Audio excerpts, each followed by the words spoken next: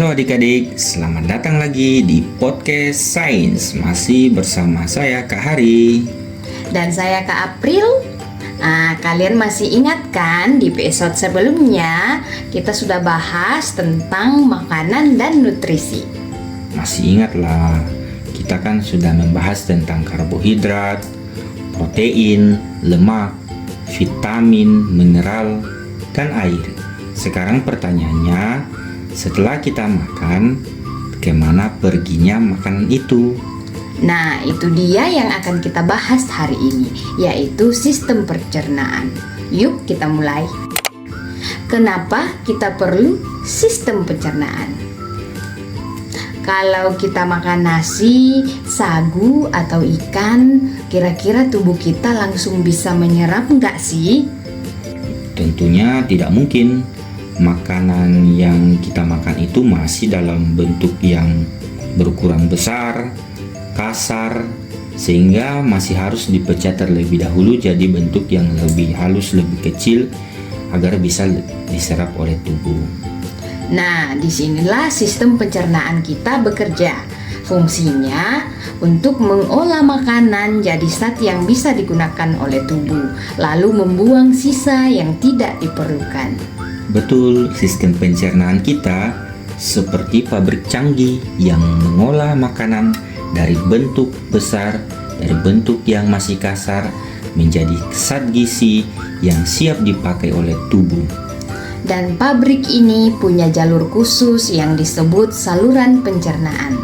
Nah, coba tebak, makanan kita melewati organ apa saja ya?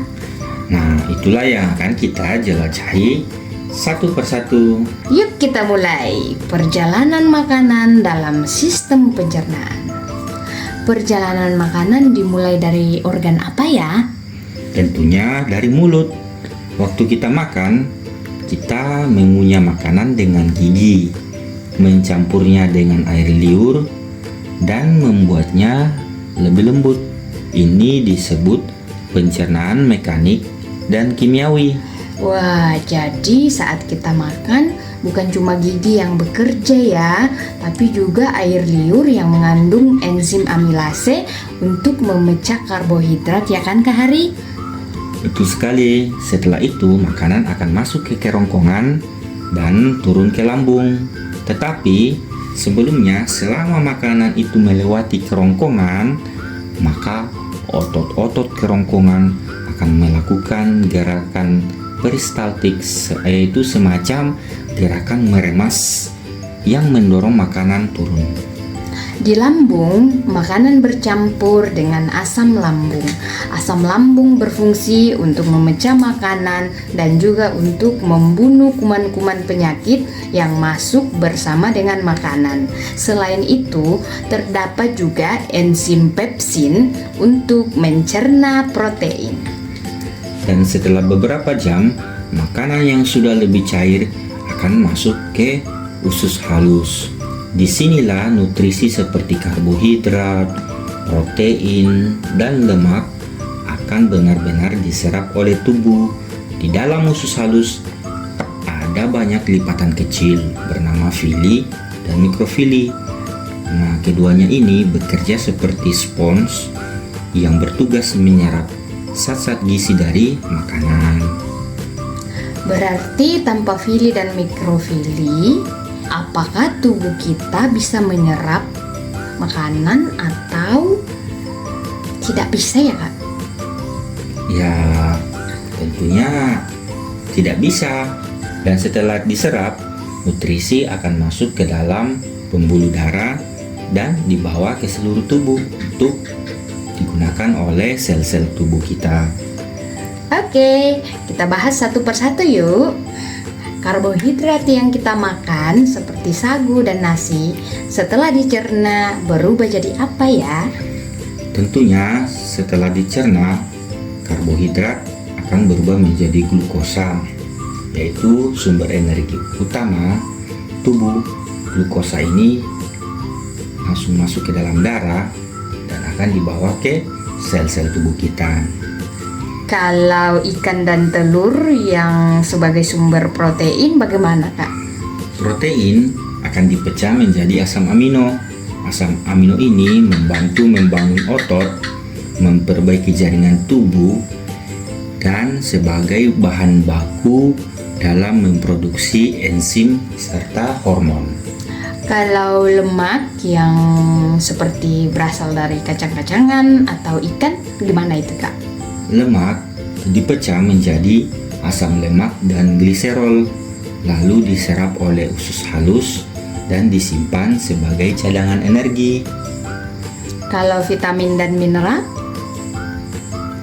Nah, untuk vitamin dan mineral akan langsung diserap oleh usus halus dan digunakan tubuh untuk berbagai fungsi, seperti menjaga daya tahan tubuh, memperkuat tulang, dan berbagai fungsi-fungsi vitamin dan mineral lainnya. Seru banget ya, tapi ada nggak sih yang bisa mengganggu proses penyerapan ini? Ya pasti ada, misalnya ketika kita mengalami gangguan pencernaan seperti diare. Ini bisa menyebabkan tubuh kehilangan banyak air dan nutrisi sebelum sempat diserap, atau ada kondisi intoleransi laktosa di mana tubuh kesulitan dalam mencerna susu. Makanya penting banget makan makanan yang sehat dan cukup serat ya adik-adik. Iya, karena serat membantu memperlancar pencernaan meskipun serat sendiri tidak bisa diserap oleh tubuh. Setelah nutrisi tersebut terserap oleh tubuh, maka sisa makanan yang tidak bisa dicerna diteruskan ke usus besar. Di usus besar, airnya diserap dan sisanya akan keluar sebagai, ya kalian sudah tahu lah, kalau tidak ada usus besar, tubuh kita akan kehilangan banyak air. Iya ya, jangan tutup hidung dulu karena topik ini akan menjadi sangat seru dan banyak fakta menarik. Jadi usus besar penting banget buat mencegah dehidrasi. Iya, betul sekali. Karena selain menyerap air, di usus besar juga ada bakteri baik yang membantu mengurai sisa makanan dan menghasilkan beberapa vitamin seperti vitamin K yang penting untuk pembekuan darah. Oh, jadi ada bakteri baik ya di usus kita. Aku kira semuanya bakteri jahat. Tidak dong, tubuh kita butuh bakteri baik untuk membantu pencernaan. Bahkan bakteri di usus bisa mempengaruhi kesehatan kita secara keseluruhan, termasuk daya tahan tubuh. Wah, menarik banget. Tapi gimana ya proses pembentukan feses? Nah, setelah air diserap, sisa makanan jadi makin padat dan bergerak ke bagian akhir usus besar, yaitu rektum. Disinilah tubuh mulai memberikan sinyal kalau sudah waktunya buang air besar. Pantas saja kalau kita menahan BAB yang terlalu lama begitu bisa bikin perut sakit atau tidak nyaman begitu ya? Iya tentu, karena kalau sering menahan buang air besar bisa menyebabkan sembelit atau susah buang air besar. Jadi penting sekali untuk mendengarkan dan mengikuti sinyal dari tubuh kita. Terus apa yang menentukan warna dan bentuk feses kita, Kak? Wah, pertanyaan bagus. Jadi warna feses dipengaruhi oleh makanan yang kita konsumsi dan cairan empedu yang membantu pencernaan lemak. Sedangkan bentuk dan teksturnya tergantung dari jumlah air yang diserap oleh usus besar. Kalau terlalu banyak air yang diserap, feses jadi keras dan susah dikeluarkan. Sebaliknya, kalau terlalu sedikit bisa menyebabkan diare. Jadi makanan dan hidrasi juga berperan ya dalam kesehatan pencernaan kita. Betul sekali. Makanya penting untuk makan cukup serat, minum air yang cukup, dan penting juga untuk mendengarkan sinyal dari tubuh kita. Fakta menarik tentang sistem pencernaan.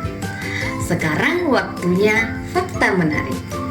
Nah, tahukah kalian jika usus halus kita dibentangkan, maka pada orang dewasa panjangnya bisa mencapai 7 meter.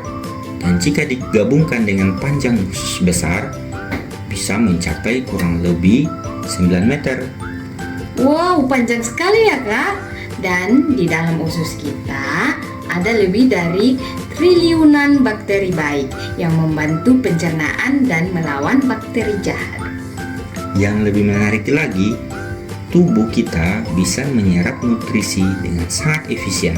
Hampir 90% nutrisi dari makanan bisa diserap oleh usus halus. Wah, tubuh kita luar biasa ya. Makanya kita harus menjaganya dengan baik.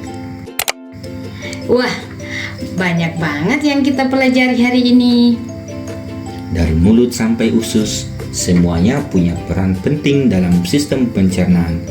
Jadi, ayo jaga sistem pencernaan kita supaya tubuh tetap sehat. Sekarang, tantangan buat adik-adik sekalian. Coba sebutkan 3 organ utama dalam sistem pencernaan beserta dengan fungsinya. Atau coba diskusikan bagaimana cara menjaga kesehatan sistem pencernaan dengan baik. Tentu tulis jawabannya dan coba jelaskan ke teman kalian ya. Oke, terima kasih sudah mendengarkan podcast sains kita. Sampai jumpa di episode berikutnya. Tetap semangat belajar, tetap sehat, dan jangan lupa makan makanan bergizi. Dadah, Sampai sampai jumpa. jumpa.